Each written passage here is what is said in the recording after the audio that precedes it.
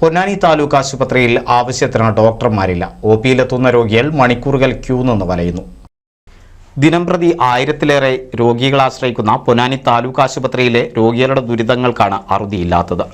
ആശുപത്രിയിൽ ആവശ്യത്തിന് ഡോക്ടർമാരില്ലാത്തതാണ് ഒപി പ്രവർത്തനങ്ങളെ താളം തെറ്റിക്കുന്നത്.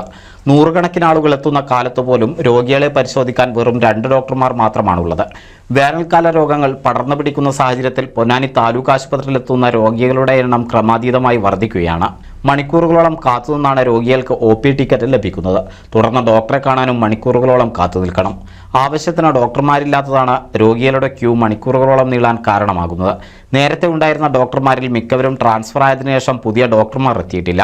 താൽക്കാലിക ഡോക്ടർമാർക്ക് കുറഞ്ഞ വേതനം മാത്രം ലഭ്യമാവുന്നതിനാൽ താൽക്കാലിക ഡോക്ടർമാരും ഇങ്ങോട്ട് വരാൻ മടിക്കുകയാണ്. 1965-ൽ ആശുപത്രിക്ക് അനുവദിച്ച സ്റ്റാഫ് പാറ്റേൺ തന്നെയാണ് ഇപ്പോഴും നിലനിൽക്കുന്നത്. ഇതിൽ സ്റ്റാഫ് പാറ്റേൺ പ്രകാരം 22 ഡോക്ടർമാരാണ് വേണ്ടത്. എന്നാൽ 10 ഡോക്ടർമാർ മാത്രമാണ് ആശുപത്രിയിലുള്ളത്. ദിനംപ്രതി ശരാശരി 3 ഡോക്ടർമാർ കാഷ്വൽ ഹോളിഡേയിലുമായിരിക്കും. രാത്രി ഡ്യൂട്ടിയിലുണ്ടാവുന്ന 2 ഡോക്ടർമാരുടെ സേവനം പകൽ സമയങ്ങളിൽ ലഭിക്കുകയുമില്ല. ഈ കണക്ക് പ്രകാരം 1000-ഓളം രോഗികളെ ചികിത്സിക്കാൻ വെറും 2-3 ഡോക്ടർമാരാണ് ഉണ്ടാവുക. ഇതിൽ വാർഡ് പരിശോധനയ്ക്കും മറ്റുമായി പോകുന്ന ഡോക്ടർമാർ ഒഴിച്ചു നിർത്തിയാൽ 1 ഡോക്ടർ മാത്രമാണ് തിരക്കേറിയ സമയത്ത് പോലും ഒപിയിലുണ്ടാവുക. NCV news Ponnani.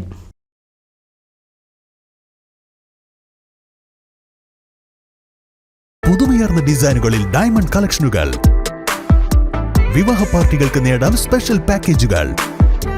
സ്വാഗതം പുതുമയാർന്നൊരു ഷോപ്പിംഗ് എക്സ്പീരിയൻസിന്. Kerala golden diamonds, the family jeweller, main road, Vadakkekad.